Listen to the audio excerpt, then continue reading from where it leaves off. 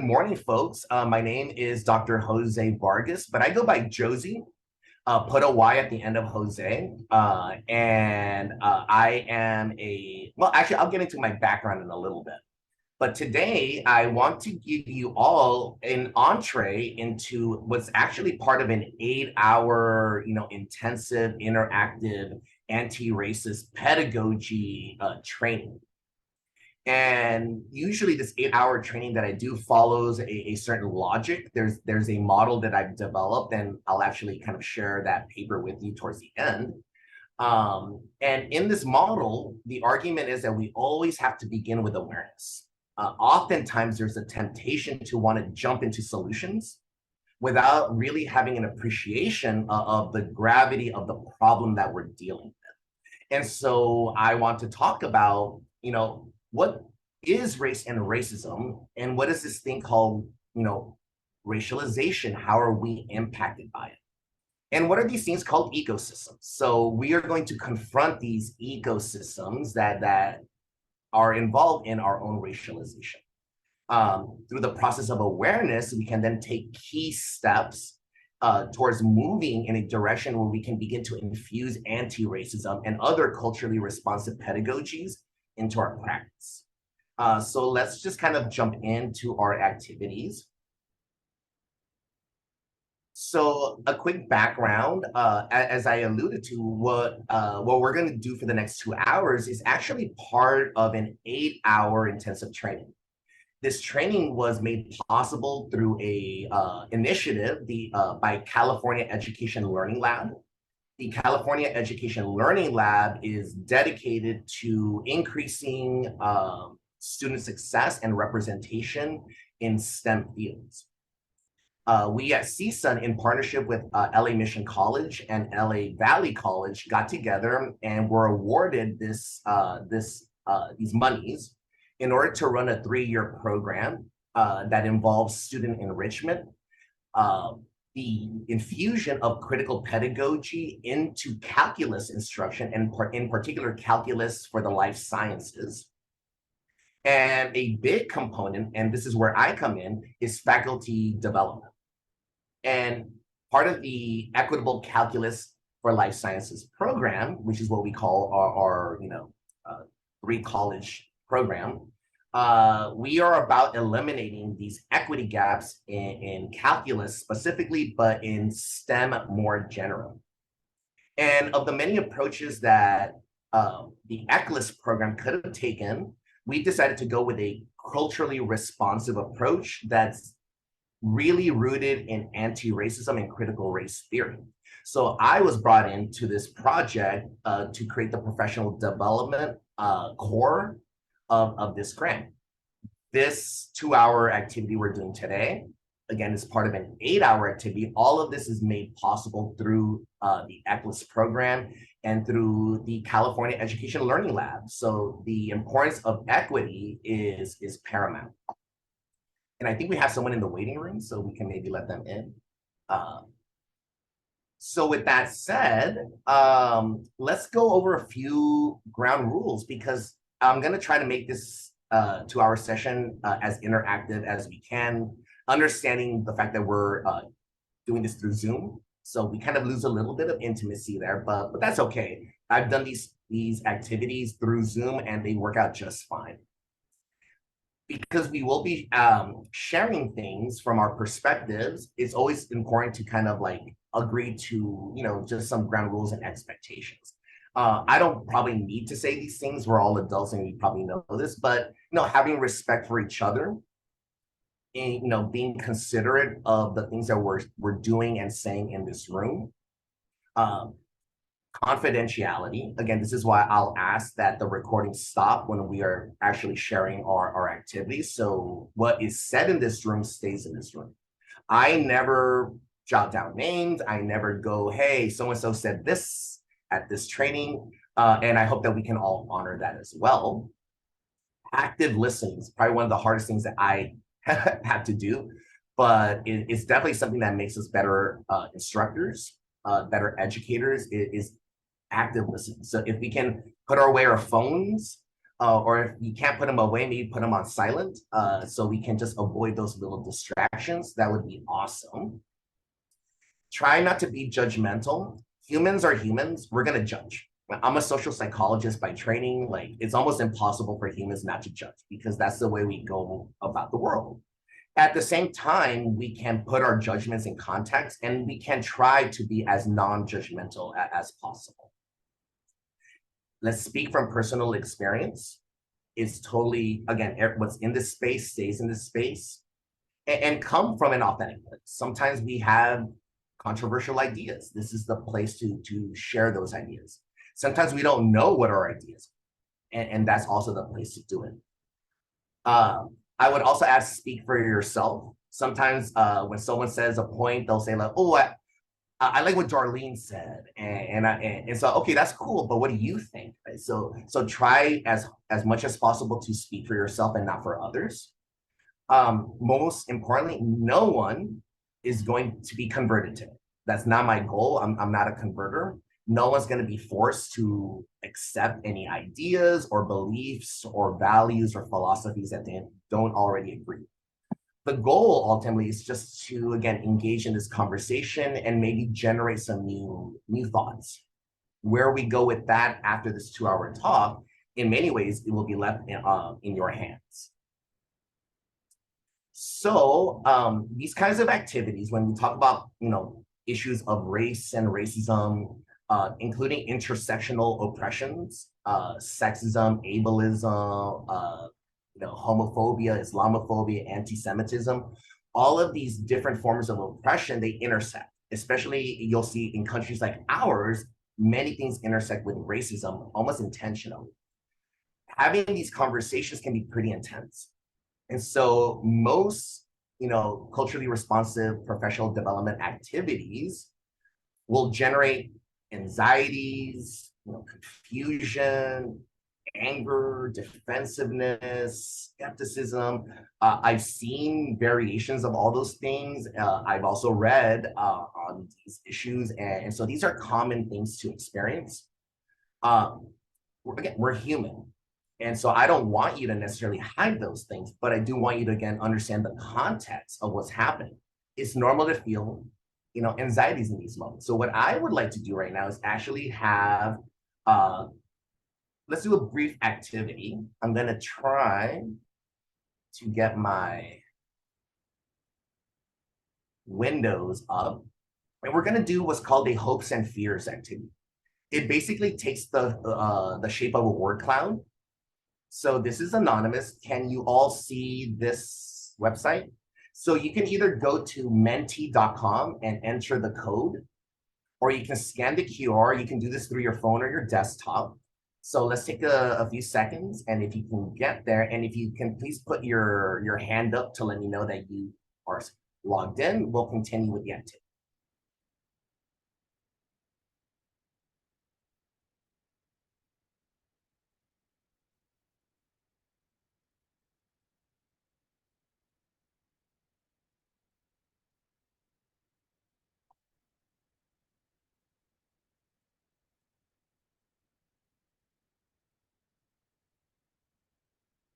We have a new guest. Hi, Brianna. We're about to do an activity. Good morning. Good morning. And hopefully you can see the screen. If you can go to menti.com and enter the code, or you can scan the QR code, and it should take you to a word cloud activity we're going to. Okay, thank you.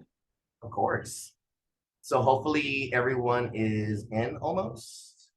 I saw some hands go up. Excellent. All right.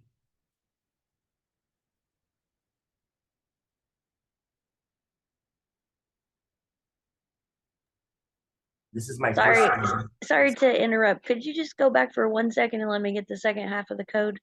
Yes. This is my first time using this platform, by the way. So if this doesn't go well, I apologize. The platform I got it. that Thank we you. use doesn't allow for a lot of people. So, all right. So I think everyone is in. Yes. Excellent. Okay, so let's test this baby out. Hopefully, see if it works. How's everyone feeling this morning?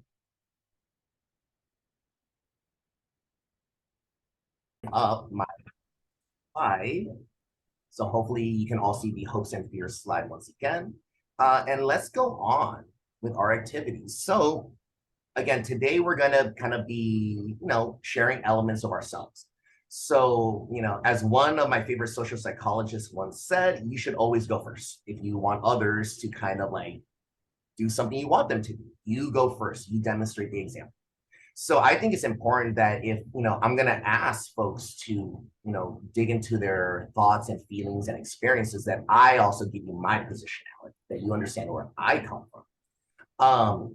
And I like to go back to the beginning. My familial roots, they are in El Salvador. My mom and my dad and my sister, all born in a little part in El Salvador called San Miguel. It's one of the few states in that country. If you've ever been to El Salvador, or if you haven't, you should definitely go. The beaches are amazing. The water's always great. And it was during my parents' time a beautiful place up until the late 1960s and 70s and throughout most of the 80s when the Civil War broke out. This Civil War was backed for the most part by the United States in order to put up a corrupt oligarch. And my mom and dad, they grew up in a civil war. And my sister, for the first 4 years of her life, experienced the shellings and blackout periods. And my mom and dad didn't want their next kid to be born in that situation. That kid was me. And in the early 80s, my parents made the difficult decision to give up everything they knew, everything and everyone they loved, and they came to a place without knowing the language. And they came here legally. And I was born, of all places, in Los Angeles. You may have heard of it, right? And specifically, I was born in Santa Monica. But by the time I was 5 years old, I moved to the San Fernando Valley and pretty much grew up in the San Fernando Valley all the way up until 23. I am a product of LAUSD. I went to Mission College for my first 2 years, and then I went to CSUN.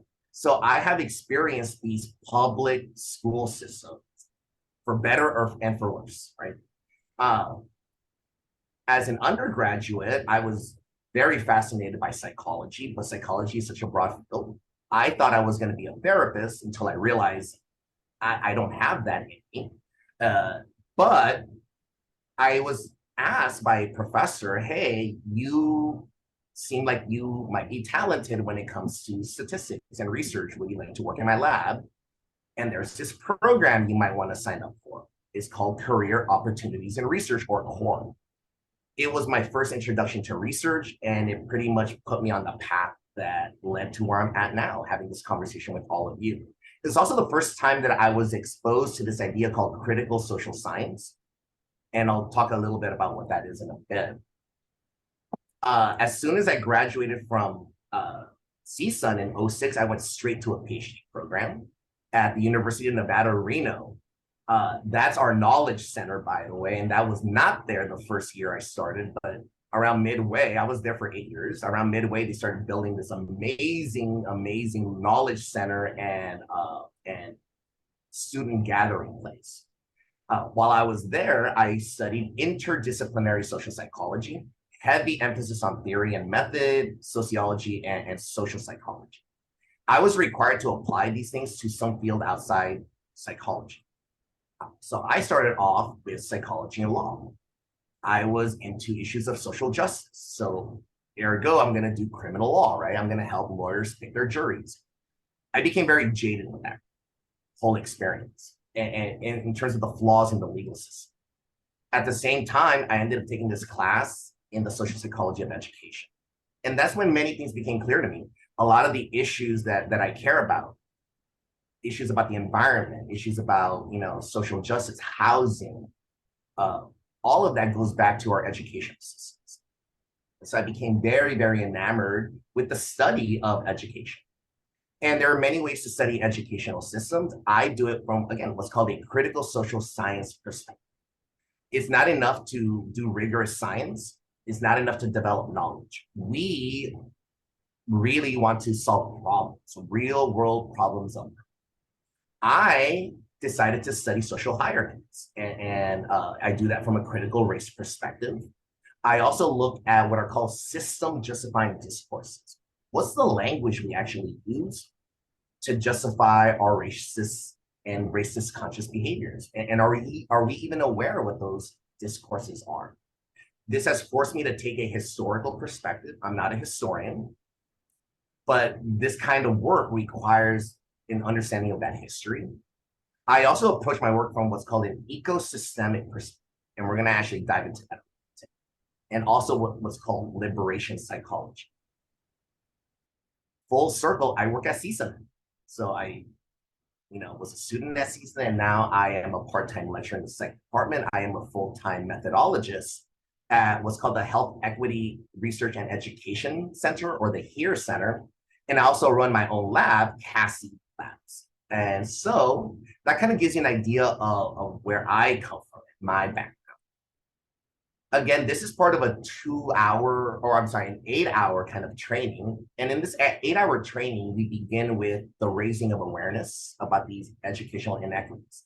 That's going to be the focus of today. Later on, if you're interested, I'll let you know how if you're interested in getting into deeper trainings, we go into other issues. How do we actually identify these things called dominant ideologies? Again, those discourses that we learned through our upbringing. How can we identify them? And then how can we challenge them? Are there alternative ways that we can have these conversations? After that, we then kind of talk about how can I integrate this into my actual instruction and my other forms of pedagogy. That can include mentorship, that can include counseling, right? So education is not just instruction. And finally, I usually, like, at the end of these 8-hour trainings, I like to give folks some tangibles. So we often discuss some practices that we can do. And so while we won't get into those today, there is a packet. You should all be able to download that from the chat box. And if you haven't done so, if you can please do that, I forgot to mention. That's your training packet. And we're going to be working from day one in that training packet. And that training packet is for you to keep and all that, and share if you like. So with that said, let's jump into our first part. Usually I divide these into 2 parts. So the first thing that I want to talk about today is actually this thing called racial socialization. And how is it actually related to our upbringing? So to kind of initiate this conversation, it's important to ask the question of what is this thing called race? And has this thing called race, has it always been around? In the simplest terms, race is a form of categorizing human beings into groups. Now, human beings, we categorize things all the time. Things in our environment, inanimate, animate, everything under the sun. It's part of our cognitive structure. There's no way that we as human beings could actually survive without our ability to, quote unquote, discriminate things in our environment. In other words, to tell things apart. That's discrimination in the most neutral of sense. But human beings do something beyond that. We end up bringing in things like morality, values, and discrimination ends up taking a different form. No longer am I categorizing things simply for the sake of categorizing.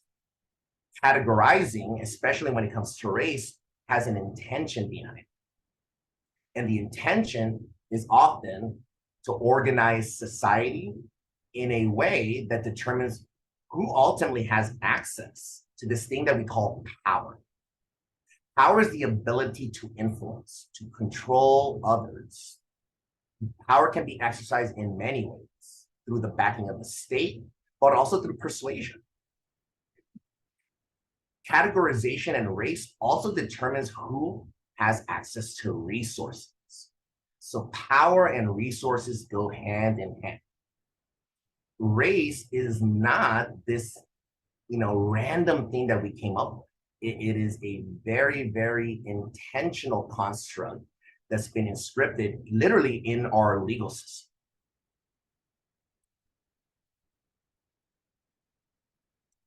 The United States, from its very inception, and in fact, from its colonial days, it has always, always used this thing called race to organize. So we can ask ourselves this question, like, is race then even a real thing? Has this thing called race, has it always been around? And the reality is that I guess it depends on your definition of real. Because to be clear, race has no biological basis. There's no genetic basis for this thing. Technically, there's no scientific foundation for it, although scientists have tried. And there is definitely no logical basis for race. This idea of race is better understood as what's called a social construct. And social constructs are basically ideas that have been made up and have become accepted, oftentimes by the majority of the people in a society. Race began in colonial times. The very first time that the word white was used in the context of race was actually in anti-miscegenation laws during the colonial period, laws that wanted to prevent technically white British women from engaging in sexual activities with non-white men. During that period in the colonial times, there were just more men to women in terms of ratios. There were 10 to 1, sometimes 15 to 1. Women were treated as a type of property. And so how can we control access to women and resources? We have to create this construct called race. Because we can't divide people by religion, people can convert. Right? People needed to create something that was very exclusive. Skin color ended up becoming that feature. And in fact, the United States, the very first law that it ever passed, out of all the laws it could have passed, was the United States Naturalization Law of 1790, which restricted citizenship to quote unquote white. Again, it's the first time that this term white entered the legal lexicon. 500, 600 years ago, people weren't using these terms, black, white, brown, red, to categorize themselves. In that regard, race is a fairly new idea in the grand scheme of human history. Yes, human beings have always grouped themselves by nation, by religion, by other characteristics. Race, though, is a fairly different construct, and it's a fairly novel one in that large history of humanity. So understanding that race is ultimately this social construct, no biological basis for it. One day, Irish people were not white, and the next day they were white. And there's literally a book called How the Irish Became White. In your packet, I have a bunch of additional reading sources. That's one of them. At one point, Mexican people were considered white. It just goes to show how this construct changes, and it often changes in order to meet the demands of the time. And again, those demands are often restricting access to power and resources. But we need to raise people to believe that race is a real thing. We need to socialize every generation into replicating these ideas. And this, in essence, is what we call racial socialization. The APA defines this as a developmental process that begins in early childhood. And it basically involves us learning all of the attitudes, the actions, the values, those messages that we get from our, media, from our books, our music, our TV shows and movies. All of those things send messages about what groups are valued and what groups are not valued, right? I'm a Latino, It's only until recently that I'm seeing Latinos, for example, in movies play roles that aren't like the maid or the gangster. Um, for especially in the 90s, right? Those were the kinds of portrayals that people would see of these other groups. And there wasn't the internet like we have it now, you know? And so people had very, very limited views of groups that they would often not have genuine communication. This influences our socialization. And we are often assigned a race. Again, we're not born white or brown or black. We are told we are those things by a culture that has said that skin color matters for some reason. And it's a little different than ethnicity. I do want to point that out. Ethnicity is much, much linked to culture and is often associated with a geographic region and a language and a certain heritage. Race is not that. Race is strictly the social meaning assigned to skin color in a society where skin color matters. In other words, the only reason that racial socialization exists isn't because it's a natural part of the human condition. It only exists because humans have created racism. You would never have racial socialization or a need for this if it wasn't for us having to reproduce a system of racism. Without that system, racial socialization makes no sense. It would be a waste of our time. Oh no, racism is a very important social structure. We want to keep replicating that. So we will teach our children and our students and each other what it means to be white, what it means to be black, what it means to be brown, without realizing that in that process, we're dehumanizing ourselves. We're stripping away our common humanity. With that said, then what is this thing that I keep calling racism? Well, first, before we get into that, I would like to do some more interactive activities and give my throat a break. So let's do our first of two exercises for today. So if you can open your packet to day one, you should be able to find, let me see, on page 4, an activity called the social identity groups. And in the United States, again, there's a huge, huge emphasis placed on this thing called race. If you ever talk to folks that weren't born in the United States or recently immigrated, ask them about what they think about race. If they're new to the country, they'll probably be like, I don't know what that is. For folks that have been here for a while, they're like, this is a weird thing because we just don't have that where I'm from. Yes, race is a very Western and in many ways a very American thing. So we put a lot of importance on race in this country. We've been assigned a race. And at the same time, you know that you are more than your skin color. I am more than my skin color. Oh, goodness, I hope I am so much more than pigment. I'm a man, heterosexual, I'm bilingual, I am the son of immigrants. I carry all of these identities. And some of these identities give me advantages, and some of these identities don't. I can walk around with male privilege. I can walk down a dark alley and not feel that anxiety. A lot of women don't have that because of our culture of misogyny and toxic masculinity. That intersects with the race, by the way. All of those things are, again, these are systems of oppression. So let's do an activity. Let's think about the multiple identities that we carry within ourselves. We have a small group here, so we can actually do this activity on our own. So let's take 10 minutes. If I see that we need to end things a little early, given the time, I'll do that. But let's take 10 minutes. And if you can, you'll notice that on page 5, and yes, on page 5, you have this table with different identities. The page before gives you some definitions of what some of those identities could be. And if you can, please fill out as many of these identities as you are able to, and then pick one of those identities and respond to this prompt.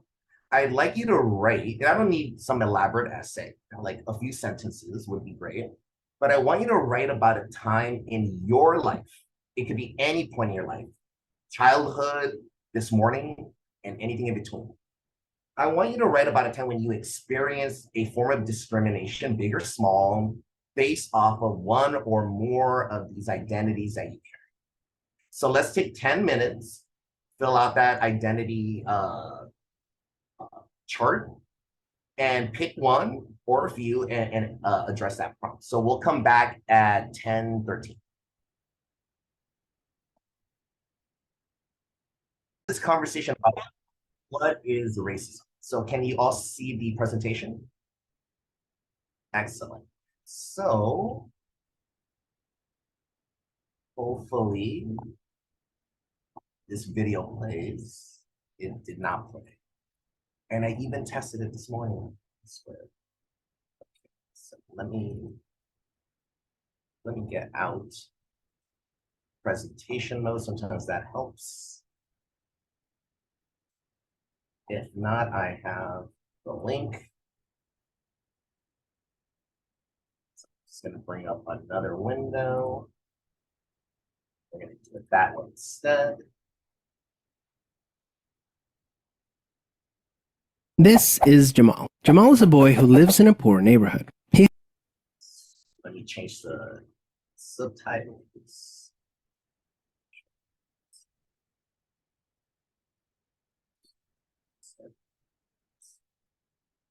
Subtitles. English.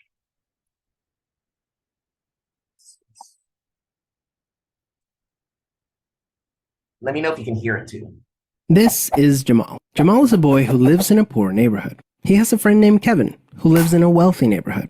All of Jamal's neighbors are African American, and all of Kevin's neighbors are white. Because Jamal's school district is mostly funded by property taxes, his school is not very well funded. His classrooms are overcrowded, his teachers are underpaid, and he doesn't have access to high-quality tutors or extracurricular activities. Kevin's school district is also funded by property taxes, so his school is very well funded. His classrooms are never crowded, his teachers are very well paid, and he has access to high-quality tutors and lots of extracurricular activities. Kevin and Jamal live only a few streets away from each other. So how come they're growing up in such different worlds with such different opportunities for success? The answer has to do with America's history of systemic racism. To understand it better, let's look at what life was like for Kevin and Jamal's grandparents. Decades after the Civil War, many government agencies started to draw maps dividing cities into sections that were either desirable or undesirable for investment. This practice was called redlining, and it usually blocked off entire black neighborhoods from access to private and public investment. Banks and insurance companies used these maps for decades to deny black people loans and other services based purely on race. Historically speaking,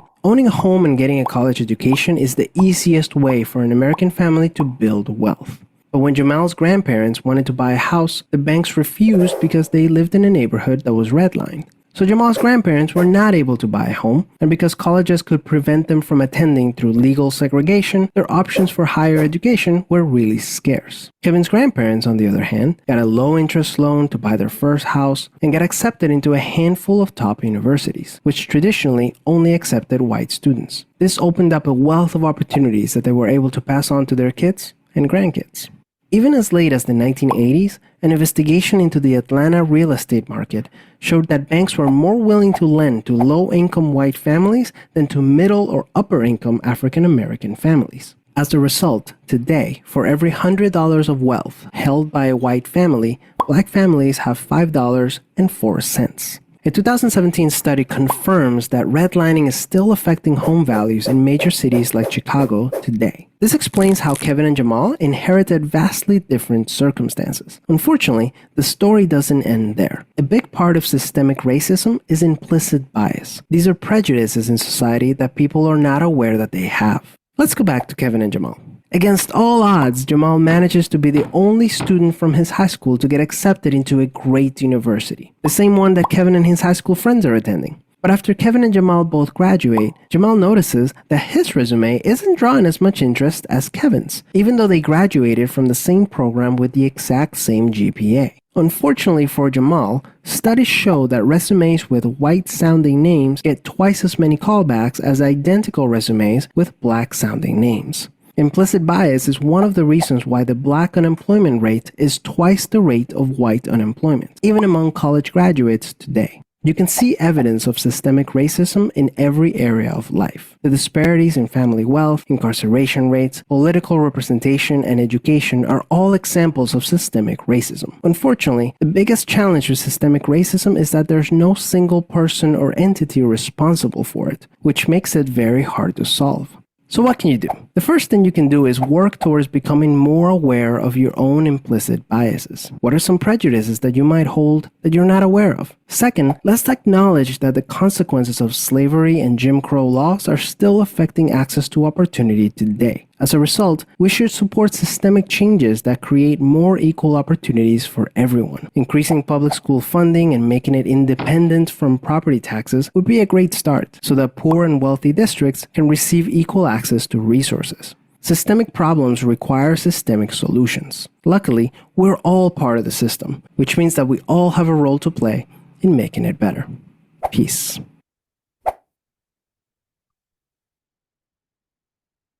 Okay. So let's go back.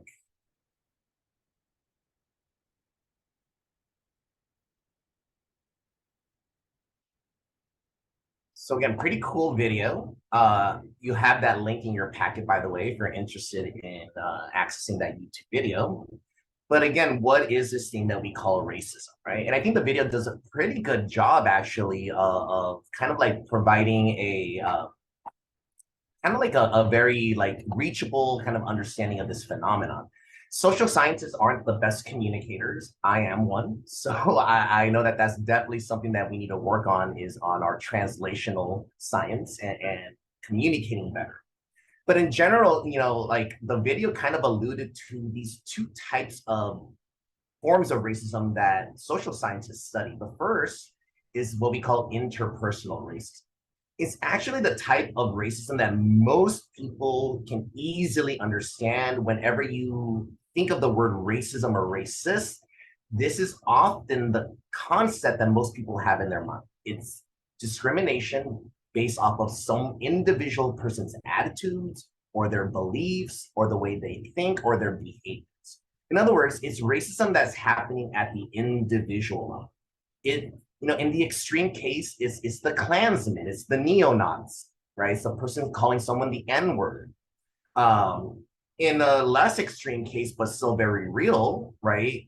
It's, these implicit biases is just not realizing, oh, wait a minute, I'm not calling this person for a job because his name is Jamal, right? Without me realizing, wait, I'm doing that. All of this is happening at the interpersonal or at the individual and interpersonal level. And most of the research has actually been in this area. What even social scientists don't study as much, although this is changing a little bit, and maybe this also relates a little bit to why most people don't have this concept in their mind, is this idea of systemic racism. It's the racism that's happening, as the video says, not at the hands of one person or even one group. This is a phenomenon that is distributed across all aspects of culture, from politics and law to, again, culture and media. We're immersed in it. Racism is the water that we swim in, but we are fish, not realizing that we are in water. We just think that this is normal. So systemic racism is happening at that structural level. It's the laws that we restrict. It's the norms that we abide by. Most of our behavior, by the way, is not guided by laws. Most of the things that we do is because of social norms, right? I'm going to act this way not because I'm going to get arrested. Most of the time I'm going to act this way is because people around me are going to approve, right? So we're constantly seeking social approval as human beings. This enters our culture, our traditions, our customs, the holidays we celebrate. All of this is happening again at this systemic level. For me, though, I often get frustrated because the conversations often turn to who's right. Is it interpersonal or is it systemic? And I say it's yes. The answer is yes. So I prefer a more holistic definition. a definition that incorporates not just the interpersonal and the systemic, but it incorporates much more in between. So I've actually, with a colleague of mine, we published an article and we coined this term called ecosystemic racism. And it comes from ecological systems theory. Ecological systems theory is a theory in developmental psychology. Without getting into the science, it's a very, very kind of basic idea, but it's so fundamental to our field of psychology. And the idea is that human beings, we live in these multiple ecosystems. We are individuals, but we are parts of families and communities. And so again, racism is operating at all of these: individual, institutional, the systemic, and dare I say, historically, intergenerational, right? There's a temporal component to this. And so ecosystemic racism is the multi-level, in other words, individual, community, structural, all those things, and recursive. They communicate. I interact with the environment, and the environment affects a bi-directional relationship. Well, these multi-level and recursive events, they implicate people, they implicate our relationships, they implicate our institutions, our very laws and social structures, and the very values that we pass on to the next generation. Racism is operating in all of these nested ecosystems. And again, it goes back to this Bronfenbrennian idea. All of us were born as children, as babies technically, became children, became adults. We're all individuals. And yet no individual is an island unto themselves. We were raised in families. We have peer groups. All of this is happening in this microsystem. But our families aren't existing in vacuums. Our peers don't exist in vacuums, right? Sometimes our family groups interact with our peer groups, and sometimes our peer groups interact with other peer groups. Sometimes my family group interacts with my church group, right? So all of these groups that we develop, right? These groups don't develop randomly. These groups are brought together through meaning, and they interact. Groups are interacting in what we call this mesosis. How is this made possible? How do we coordinate ourselves? How do we organize ourselves as a society? Well, that's where the exosystems come in. These are our laws, again, our norms, our customs. And then there's this chronosis.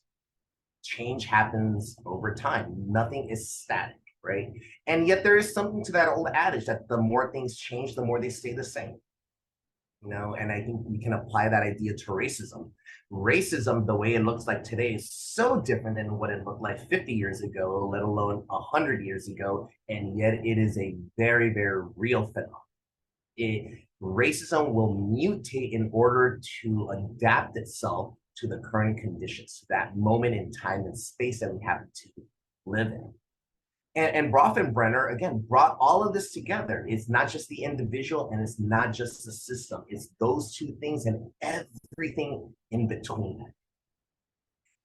This is our development. This is how we become human beings, but it's also how we become racially biased, how we become race disconscious, how we become sexist, ableist, how we develop all these different belief systems that in the end, again, kind of separate us from our common humanity. A couple of years ago, actually, my colleagues and I, we kind of took this idea of Bronfenbrenner and we realized, oh my goodness, we can apply this to, at the time we were studying mentorship. And we ended up coming up with this model. We call it the ecosystemic critical mentoring model. And all it's arguing is that you as an educator, you have a relationship with a protege. Mind you that this is a mentorship model, but you could easily take the word mentor and just switch it with educator, take out protege and switch it with student, and everything in the model still applies. And this is a big, a basic idea. We published this model in the journal Higher Education. And what we're saying is that in order to engage in this form of critical pedagogy, it's important to locate our relationships with our students within these multiple and nested micro, meso, and macro level ecosystems, because these systems are working together in tandem in order to maintain this system of white supremacy and male domination. Again, we can apply this idea of mentorship to all educators in general. You have a personal lived experience as an educator. Like Darlene and Christine pointed out, they had their own unique childhood experiences that have, in many ways, defined aspects of their identity in the present, for better or for worse, right?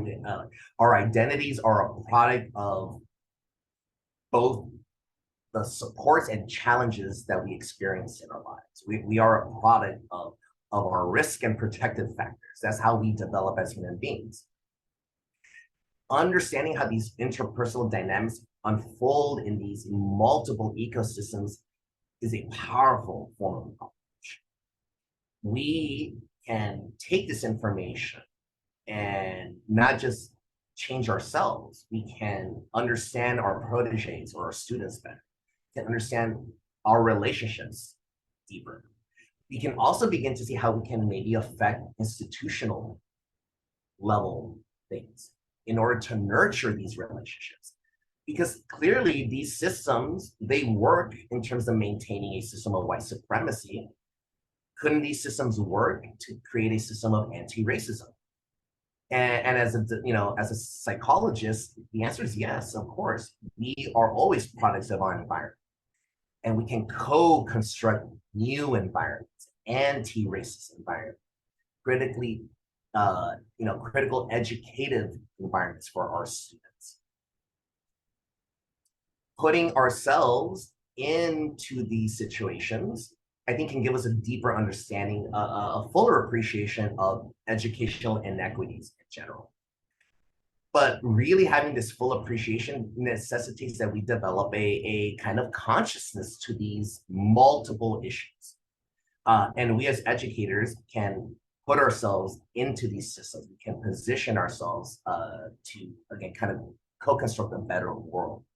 So now I kind of want to, since we're kind of about to kind of end this session, I want to move on to one more activity. So we're going to do exercise 2, which I believe on your packet should start on page 6, if I'm not mistaken. And in this activity, what I would like to do is I would like us, and again, this is a small group, so we can probably do this as individuals. Usually, again, if you had a bigger crowd, I split you guys up into 2 or 3 groups, but I think we can do this on our own. We're going to look at some real world data in a little bit. In fact, you can already look at that data in your packet, but I'm going to put it on screen as well. And what I would like you to do is I want you to look at these numbers, right? These are statistics. These are graduation rates taken from a public university. These are legitimate numbers. They're not made up. So these are, real students that had graduated between fall 2010 through fall 2015. So 6 years worth of data. And we're going to be looking at 3 groups in particular. We're going to be looking at 2 of the lowest performing groups and 1 of the highest performing groups. And what I would like you to do is I want you to look carefully at these data. And then I'd like you to explain why you think the data is the way it is. And if possible, try to provide an explanation from each of these levels. What's happening at the student level to explain these data? What's happening at the institutional level to explain these data? And if you have time, what do you think is happening in the broader society to explain these specific numbers? There are no right or wrong answers. So let's take 10 minutes to do a deep dive into these numbers. You don't need to be a social scientist. Again, I'm not looking for these elaborate answers and whatnot. Just honest, what do you think is going on? And now that you know a little bit about ecosystems, and hopefully you can think a little multi-level, what is happening at all these levels? So let's come back at 10:51, or I'll come back and bring you all in. So if you can, again, take a look at those numbers and see what you can come up with in terms of explanations at all these levels. I would appreciate if you can take a brief survey. It says 5 minutes, but it's probably going to be less than that. I am going to also put in the link in the chat box if for whatever reason the QR code isn't working.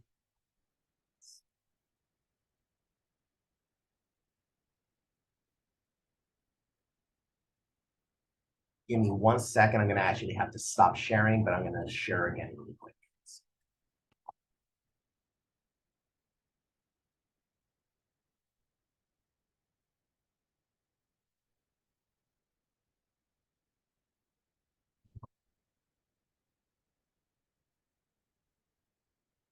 Yeah.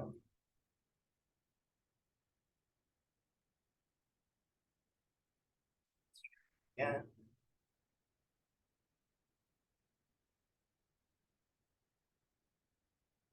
So there's the QR code, and where's my chat box?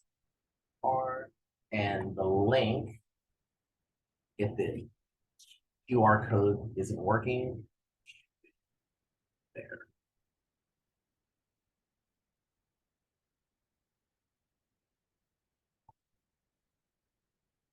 So we'll come back at 11:10, and then we'll dismiss you. We'll end with some final points.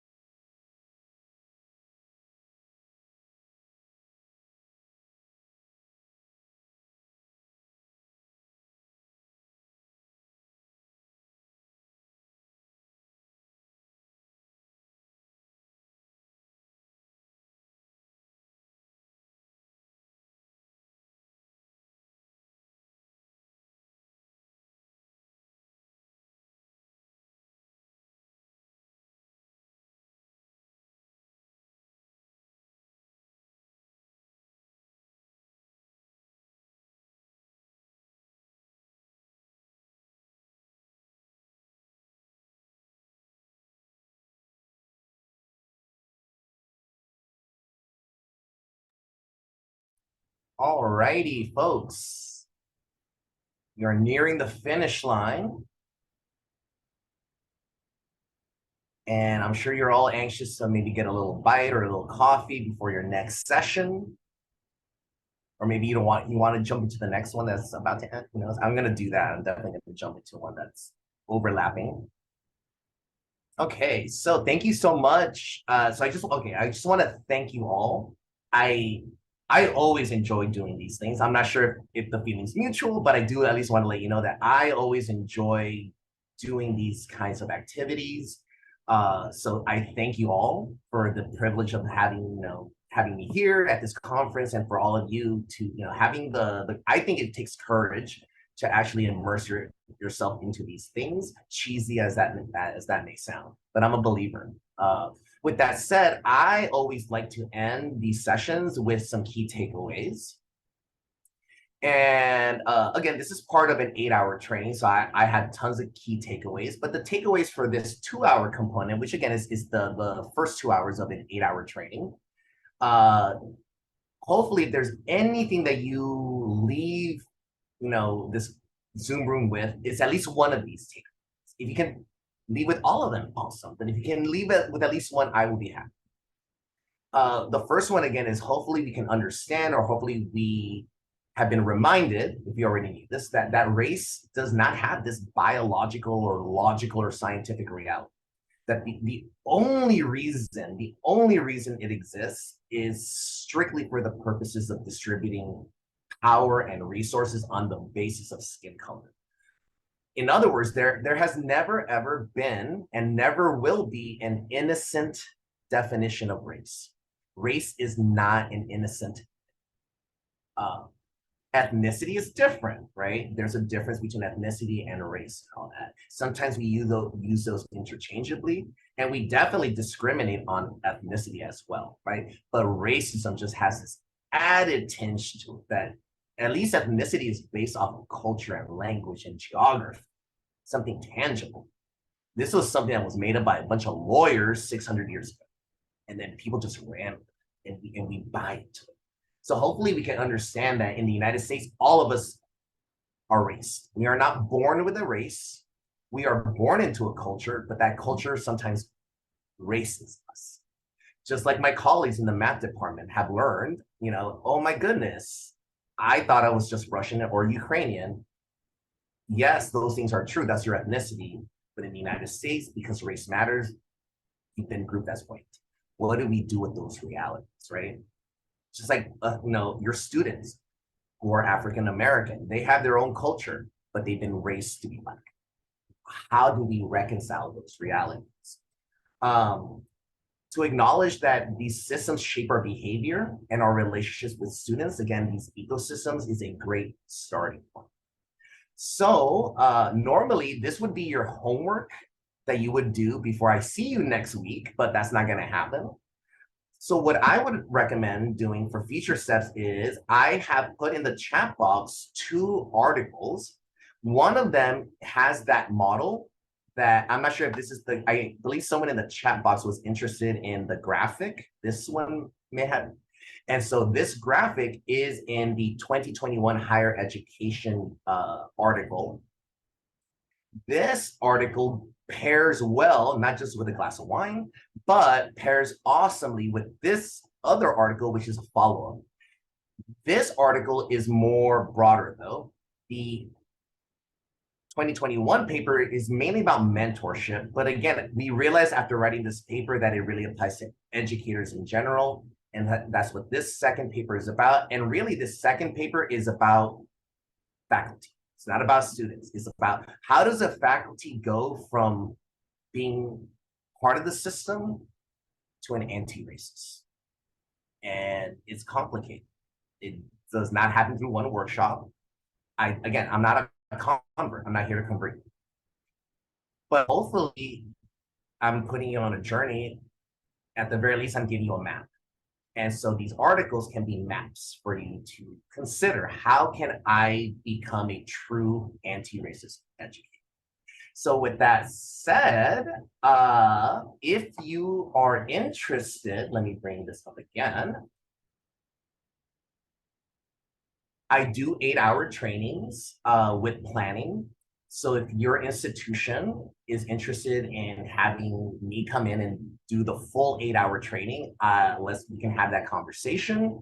If you're interested as an individual jumping into the 8-hour training, we have them every now and then. I think we're going to have one in January with folks from LA Mission College and Valley College. More than welcome to jump into those if you're interested in. I also do custom training. So if you want something a little more related to your field, but still talking about these issues, we can do that. I also do consulting services with regards to critical pedagogy, anti-racist work in education. So if you want to have those conversations, we can do that. And I can also be available to talk about other opportunities and long-term plans. So if you want to do something more institutional, how can I take what was in this 8 hours and put it into action? We can provide those services as well. And so if you're interested, you can reach me at that email, jose.h.vargas@csun.edu. And with that said, thank you again. And I hope that you all have a wonderful day. Thank you so much. I really enjoyed your session. Thank you. Thank you. Thank you. Have a good day. You too.